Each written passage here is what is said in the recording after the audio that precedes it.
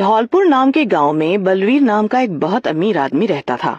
अमीर होने के साथ साथ वो बहुत दानवीर भी था। बलवीर के द्वार जो भी गरीब आता मदद के लिए, बलवीर उसे खाली हाथ नहीं जाने देता, उसकी मदद करता वो। बलवीर की एक बेटी थी कुसुम, जिसे बलवीर बहुत प्यार करता था, अपनी जान से भी ज्यादा। एक दिन बलवीर अपनी बेटी कुसुम को अपने पास बुलाता है। पिताजी, आपने मुझे बुलाया? हाँ, मैंने तुम्हें एक बहुत जरूरी बात कहने के लिए बुलाया है। मुझे एक बहुत जरूरी काम आ गया है और मुझे उस काम के लिए अभी निकलना होगा।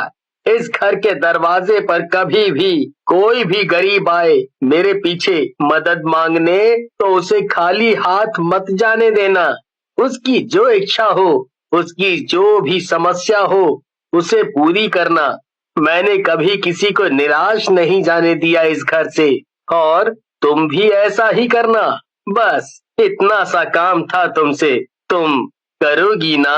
हाँ पिताजी, मैं ऐसा ही करूंगी, आप बेफिक्र जाइए। इतना बोलकर बलवीर निकल पड़ता है घर से। कुसुम का स्वभाव अपने पिताजी जैसा बिल्कुल भी नहीं था। कुसुम बहुत ज्यादा नकचड़ी और घमंडी थी। एक दिन एक ऋषि मुनि बलवीर के दरवाजे आकर खड़ा हो जाता है और भिक्षा मांगने लगता है। भिक्षाम दे, भिक्षाम दे। ऋषि मुनि की आवाज सुनकर कुसुम वहाँ आती है। बाबा, यहाँ कुछ नहीं है, अब जाइए यहाँ से। एक बार बोल दिया ना कि यहाँ कुछ नहीं है, कुछ नहीं मिलेगा, फिर भी आप यहीं पर खड़े हो। जाओ ना यहाँ से, नहीं तो धक्के मारकर भगा दूंगी। पता नहीं कहाँ कहाँ से चले आते हैं सब। अरे अगर हम ऐसे ही लोगों पर दौलत यूं ही उड़ाते रहे तो एक दिन हम ही कंगाल हो जाएंगे। तुम्हारे पिताजी ने इस घर से कभी भी मुझे खाली हाथ नहीं जाने दिया। मुझे भिक्षा भी दी और मेरा सम्मान भी किया, और तुमने मेरा अपमान किया है। ऐ घमंडी लड़की, इसकी सजा मैं तुम्हें जरूर दूंगा। ऋषि मुनि अपने कमंडल से थोड़ा जल निकालता है और कुसुम के ऊपर छिड़क देता है।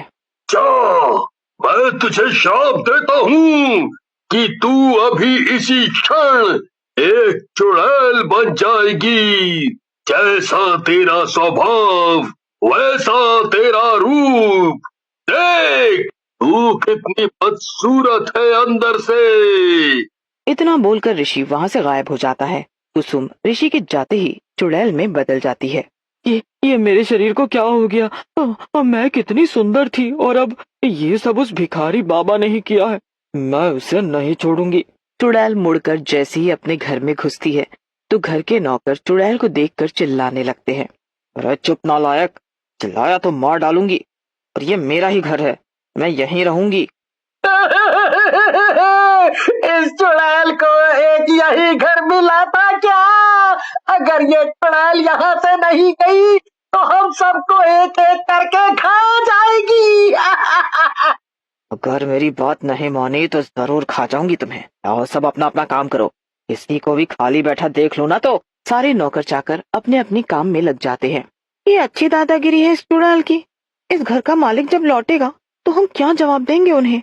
ये चुड़ैल घर में आखिर कैसे घुसी, क्या बोलेंगे हम? कुसुम को जरा भी अफसोस नहीं था कि वो चुड़ैल है। उसे तो लोगों को डराने और धमकाने में और भी मजा आ रहा था। क्यों ना मैं इस डरावनी सूरत का फायदा उठाऊं। मैं गांव में जाऊंगी और लोगों को डराऊंगी। उन्हें डरा कर कितना मजा आएगा ना। हंसते हुए चुड़ैल निकल पड़ती है गांव में। गांव का सुखिया अपनी बैलगाड़ी पर अनाज लेकर अपने घर की ओर जा ही रहा था कि चुड़ैल उसके सामने आकर खड़ी हो जाती है। चुड़ैल, ये सच में चुड़ैल है या मेरी आंखों का धोखा? अरे ये तो सच में चुड़ैल है। दिन दहाड़े ये चुड़ैल कहाँ से टपक गई? हे ऊपर वाले, बचा मुझे इस चुड़ैल से। तुझे ऊपर वाला नहीं, मैं खुद ही तुझे बचा सकती हूँ, पर तब जब तू अपनी गाड़ी में रखा सारा अनाज मुझे देगा।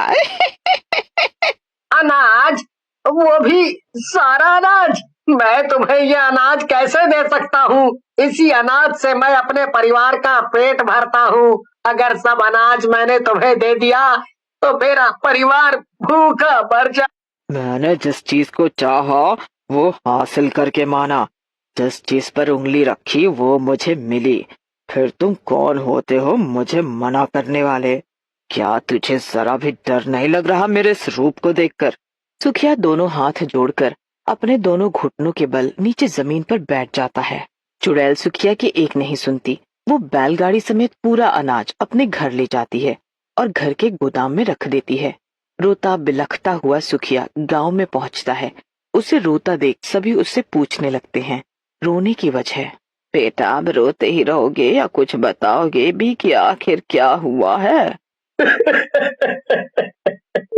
वो वो चुड़ैल मेरा सारा अनाज ले गई। सुखिया के मुख से चुड़ैल का नाम सुनकर सभी हैरान हो जाते हैं।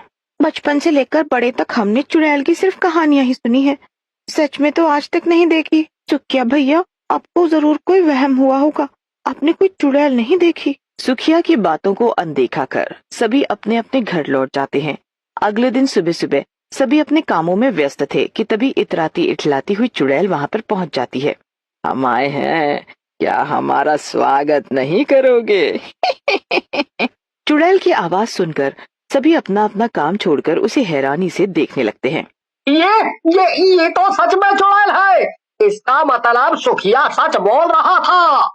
ये वही चुड़ैल होगी जिसे सुखिया ने देखा, और इसी चुड़ैल ने उसका सारा अनाज भी लिया। मैं किसी चुड़ैल वुड़ैल से नहीं डरता। हाँ, अभी बताता हूँ इसे। सत्यप्रकाश जैसे ही चुड़ैल के नजदीक जाता है, चुड़ैल उसकी गर्दन पकड़कर उसे दूर फेंक देती है। ये गांव मेरा है, इस गांव की हर चीज मेरी है, इसीलिए सभी लोग कान खोल कर सुन लो। जिसके भी घर में जो भी है उसका आधा हिस्सा मुझे ला कर दो, चाहे वो अनाज हो या सब्जी हो या फिर फल फ्रूट, सब कुछ मुझे अभी ला कर दो, जल्दी जल्दी। गांव के सभी लोग अपने अपने घर से कुछ न कुछ लाकर चुड़ैल के सामने रख देते हैं। अभी तो मैं जा रही हूँ, पर कल फिर आऊंगी, तैयार रहना सब। पास में खड़ी बैलगाड़ी में चुड़ैल सारा सामान रखकर उसे खुद चलाकर ले जाती है। पर चुड़ैल की दादागिरी अभी बंद नहीं हुई थी। वो घर के सभी नौकरों से जानवरों की तरह काम कराती, उन्हें उनके घर भी नहीं जाने देती थी। सभी उससे बहुत दुखी थे। अगले दिन चुड़ैल फिर से गांव पहुंच जाती है। मैं फिर आ गई, लाओ जल्दी जल्दी मेरा हिस्सा दो मुझे। हिस्सा? कौन सा हिस्सा? अरे तू कल पूरे गांव का अन्न ले गई थी, उसके बाद अब कहाँ कोई अन्न बचा है? तुम लोग बहुत चालू हो, मुझे पता है तुम सबने अपने अपने घरों में अभी भी कीमती सामान छिपा कर रखा है, वो मुझे चाहिए। ये चुड़ैल तो अब कीमती सामानों पर हाथ मारने आई है। अरे ये तो हमें भिखारी बनाकर ही छोड़ेगी।